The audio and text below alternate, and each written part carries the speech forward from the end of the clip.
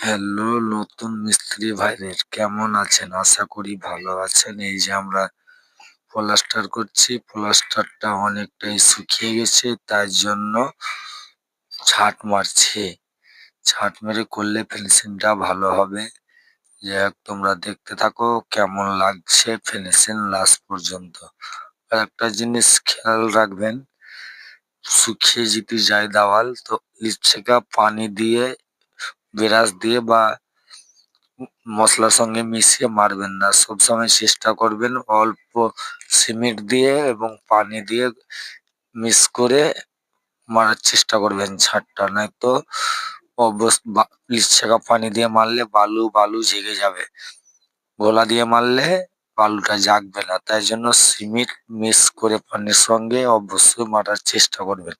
তো দেখতে থাকো কেমন কাজটা আমাদের হয়েছে।